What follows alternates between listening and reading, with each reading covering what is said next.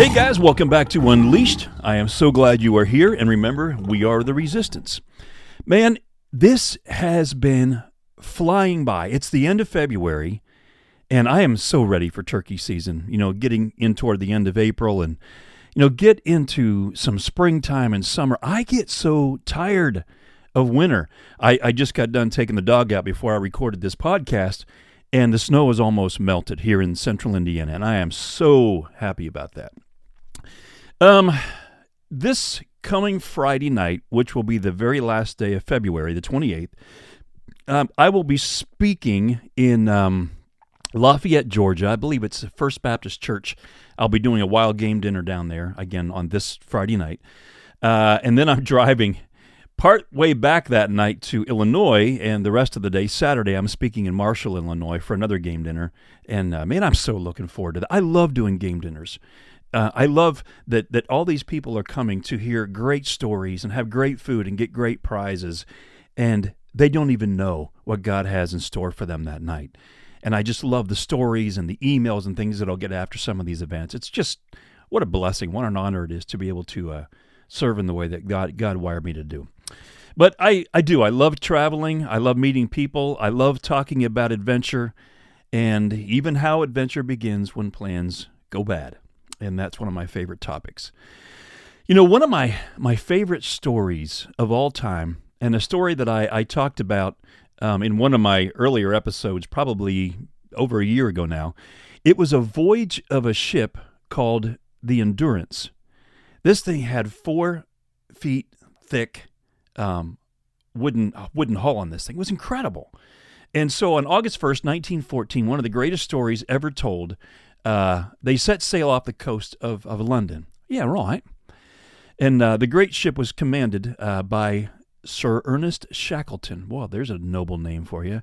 He was born on the 15th of February, 1874, passed away on the 5th of January, 1922, which would be like 7 years before my mother was born. He was an Anglo-Irish Antarctic explorer who led 3 British expeditions to the Antarctic. He was one of the primary figures of a period known as the heroic age of Antarctic expedition. And in searching for the best qualified, now this is cool, in searching for the best qualified men to align with the skills needed to man the Endurance, Sir Ernest Shackleton posted one of the most colorful job descriptions ever created. And this is really, really cool. It is said to have read these words: men wanted for hazardous journey, low wages, bitter cold, long hours of complete darkness, safe return doubtful, honor and recognition in event of success. And according to the legend, more than 5,000 men and 3 sporty girls applied for this once-in-a-lifetime opportunity to join him. He wasn't just in search of the bravest, the biggest, toughest, smartest, men available. He was looking for more for those crewmates who were going to see and embrace and align with his vision. He needed to know that those who were going to be aligning with his sense of adventure and destiny were going to be there when things got tough. And they did. He had to know if they were going to stay aligned with this purpose of this mission that he was on, and not just self-preservation. And if you've ever read this story, self-preservation you would think would be at the top of the list, but they were a team. Not a single man was lost on this journey. It was like a year and a half long. They were stranded. Just an amazing story. You need to go back and read the Endurance. And this 28-man crew, they had to survive the worst conditions imaginable. And I think it was about 20 months, which included things like frostbite, constant sub-zero temperatures. They had to survive attacks from leopard seals. These things are nasty. And eventually they had to end up eating their dogs to survive. But it's one of the greatest stories ever told. So I highly recommend. There's even a movie. You can probably go back out on Netflix or someplace and find this. But it is said that Shackleton also, along with those 5,000 men who applied, he had 3 women apply to this job posting.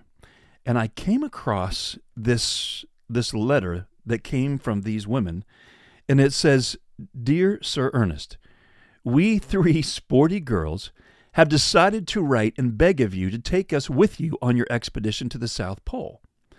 We are 3 strong, healthy girls, also gay and bright, and willing to undergo any hardships that you might yourselves undergo.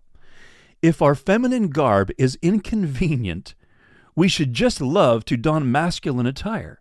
We have been reading all the books and articles that have been written on dangerous expeditions by brave men to the polar regions, and we do not see why men should have all the glory, and women none, especially when there are women just as brave and capable as there are men. Trusting you will think over your suggestion, or our suggestion. We are, and then they list their names, Peggy Pegrine, I don't know, Valerie Davy, and Betty Webster. Maybe she did Webster's Dictionary, who knows. But, and then there was a P.S. at the end. It said, we have not given any further particulars in case you should not have time to read this. But if you are at all interested, we will write and tell you more about our greatest wish. Well, if you know the story, read the book, Shackleton did not choose these 3 women for his expedition. Maybe it was because, he didn't want the men facing, maybe sexual temptations, during the voyage. And man, for 20 months being out there, it was going to be really, really, really difficult. But in my opinion, it could also be that these women had another agenda. Maybe it was to prove that women are as tough as men. Who knows? You look at some of the wording of the letter, and it kind of sounds like that. But whatever. So although, it may be true in many cases, it's a distraction to have these women on this mission with all these men. And there could be an additional agenda that could get in the way of being aligned with the true mission of the expedition. So when we are wanting to join God in where He is moving, we have to fully understand that our life's purpose and calling comes under His authority, God's authority, not to fulfill our own agenda. And the question is, are we willing to be obedient to the mission that God has called us to? As I was working on today's podcast, I was seated in a coffee shop just after dropping off our youngest at school. And it was easy. It was earshot distance. Across from me, there were 2 men. One was probably 20-ish, and the other one was probably in his late 50s. And the younger man, he was there for a job interview looking for a position to work with a concrete company. And it was obvious he was still pretty green, and he was kind of still struggling to grow a full beard. And he was obviously nervous. The guy's trying to put his best foot forward because he wants to land the job. I remember those days. I remember what that was like. And the older man, he was obviously tough. He was seasoned. He was pretty abrasive. He was a construction worker. And it kind of reminds me of guys I saw working on the salmon boat back in Alaska around 1985. And this older guy, this seasoned boss construction guy, he's really giving it to the young man. His language was like a hardened sailor, and he's doing everything he can to get this young guy to chicken out, to back out. Because if he can't take the heat here in this coffee shop, he's never going to survive one day on a difficult job site, when the weather or attitudes go south, tensions get high. But the boss he's setting expectations of what it's going to be like once the young man signs on the dotted line. And that young man has to be willing to come into alignment now, or he's not going to get the job. So, as I'm sitting here listening to this interview going back and forth, it took me back to the summer of 85 when I worked in Alaska up in, what was that? Up near King Salmon, Bristol Bay area. And when I got there, I had I think I had been to Alaska once. I had hunted with my roommate from college and his father, who was a hunting guy, but his dad was also the captain of a commercial salmon boat. And when I got there, I was afraid, I'm going to be exposed as this greenhorn, which I was. And I remember the pressure of trying to not ask the questions that were going to, just reveal how green I really was. So the first few days, we're in dry dock, we're getting the boat seaworthy, and you had to make sure that all the wiring, the hoses, the electronics, they're all in good condition, because saltwater has a bad habit of ruining everything it touches. And you had to make sure the engine was running smoothly, because we only had one engine. We weren't running a bunch of outboards off the back. We had an inboard Ford 460. We had jets, not props. So if something breaks out in big water, you're in trouble. And so the boat that I was on, the name was think or thwim, which cracks me up now because it makes a whole lot more sense in my life now after being stuck at sea for 5 days almost 30 years ago, a number of years after this fishing excursion. I talked about that in one of the podcasts. I called it being shipwrecked. We were really stuck out in the open ocean for about 5 days. Had to wait for someone to come back, find us, tow us out. Great podcast. You can go back and listen to that. But I get it now. I mean, I get now why you have to really make sure that everything is in perfect working order before you go out into the big sea. It's not like going out in the lake, in your local state or whatever, even a big lake. You're talking the open ocean. Even 3-foot rollers, can toss you around pretty good. But at the same time, I was just glad to be one of the crew. I got on this boat. You can make really good money, and at least I was happy about it until I learned how hardworking it is to be on a commercial fishing boat, especially when you don't get much sleep. You're eating canned food. I can remember eating peas and pepper, and you just kind of never really feeling like had your feet under you because you're constantly moving. And I can remember getting back. We would go back to dock every now and then after dumping off loads of fish to get maybe some more food or supplies, and you get in this shower stall. And you close your eyes to get the soap out, and the next thing you know, you're falling against the wall of the shower because you don't have your feet under you yet. You still feel like you're, back out in the open ocean.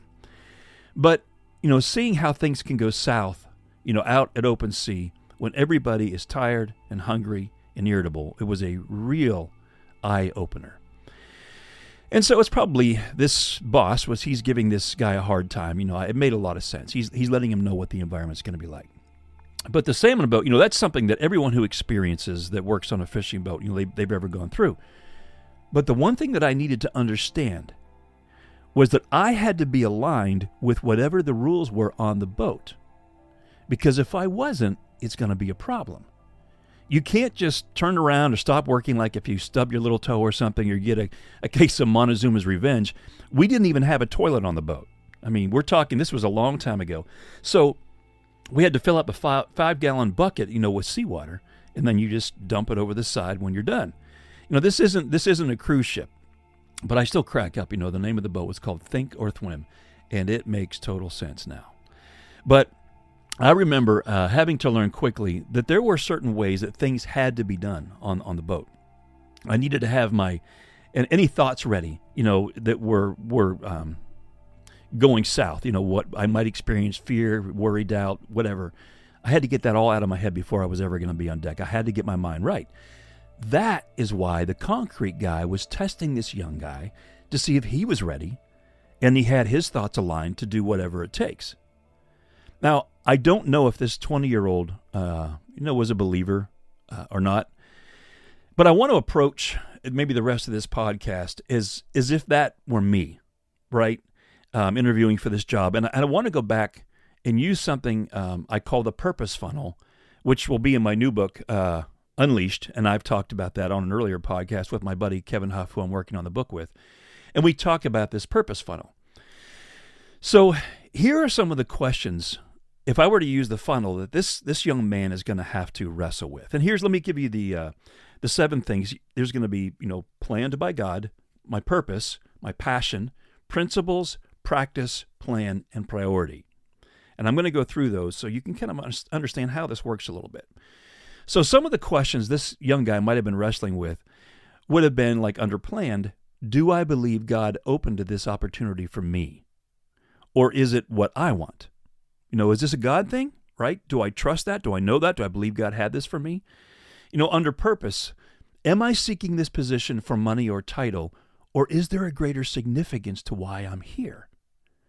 Am I really passionate about whatever this role is going to be that I'm getting ready to move into? Because if I'm not, if it doesn't develop the next step, which is passion, I'm gonna do a bad job. I'm probably gonna end up leaving the job. But then under passion, do my skills and passions line up with what I'm getting ready to be asked to do? Because if my passion lines up with this stuff, I'm gonna sink both feet into this, and I'm gonna do probably a heck of a job if I'm really passionate about it. Well, the next thing we have now then in the purpose funnel would be my principles. Do my beliefs and lifestyle align with what I'm being asked to do? Am I going to be asked to cut corners, to do something shady? I have to have principles when I'm walking into this thing, because if I don't, I'm never going to have one day I'm going to be content on this job. Practice. That's the next one. Are there opportunities for me to learn and grow with this position? I remember this guy telling him about, learning how to drive, the cement truck, where he wants him to practice and learn how to be able to do all this stuff. He was talking about how it's a real skill and talent to be able to do all this stuff. And he was really kind of feeling this guy out to see if that's something that he had a passion for. If he's going to be on the job site with concrete, you have to have guys that are pouring it, that are leveling it, doing all these jobs. What's the skill he's going to be asked to do? Does he have a passion for it? So then after practice, you've got plan. Am I willing to do whatever it takes to move forward? If so, what must I do to make that happen? I have to have a plan. How am I going to learn all this stuff? How much time am I willing to invest in it? And finally, you've got, priority. Am I willing to sacrifice whatever it takes to do this job well? If this was you, if you answered all the above questions to that was yes, you're probably going to become a productive worker that benefits others, and you are absolutely going to add value to that company. Why? Because productivity profits others. And as I was listening, to this whole thing that was going on, I kind of want to land the plane with this podcast by admitting something that was going through my head after watching this interaction with this pretty rough and tough concrete boss. I'll be honest, I was feeling for the young guy interviewing for the job, because the boss was pretty intimidating. He was. Real colorful language right there in the middle of this coffee shop. I was kind of raising my eyebrows a little bit because I knew a lot of people could hear him. But I think that it was good that he was letting the kid know, not necessarily the language, but you know what? That's a tough job site. He's letting the kid know what to expect so he can be ready. And I was probably about 2 seconds away from calling the boss guy out. I was kind of getting a little bit irritated the way he was treating this young guy. And as soon as the young man walked out the door, I probably would have if I hadn't heard something that he said at the very end of the conversation. Because I wasn't sure if this older guy was just a bully. Is he an older guy still trying to prove he can run with the young bucks? Or is he a man who didn't want to see this greenhorn get thrown to the wolves? So as I was thinking about approaching this concrete boss, I heard him end with this. He said, if you think you can show up on time, no matter what the weather is, you're willing to work long hours in a pretty crappy environment, he said, then I'm willing to support you and back you up, because this job is going to be a learning curve and we need young men like you. And then he ended with, because I was sitting in your seat once, I want to see you succeed. This boss, he was willing to be there when the young kid was going to experience storms and hardships. Now, I wasn't so sure for a while, but then when I heard him kind of finish it up with that, when he said, I was the guy sitting in your seat one time, I want you to know what to expect, and I want to see you succeed. We need young men like you.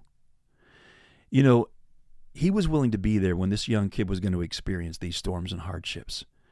And those kind of things on the job site like that, those are a given. And I went back, it reminds me of a verse from Isaiah 43, verse 2. And it says, when you pass through the waters, I will be there with you. And through the rivers, they shall not overwhelm you. When you walk through fire, you shall not be burned, and the flame shall not consume you. God's got a plan through the worst of storms. Now listen to me. He's given you a passion. He's given you a purpose. He has promised to be there with you when the waters get high. So remember, sometimes adventure begins when plans go bad. And if you're aligned with God, you don't have to worry about others' opinions or becoming the best or the worst or arriving at a specific destination in your job description, title, whatever, because the journey is the destination. Go live your life to the full. We'll see you next time.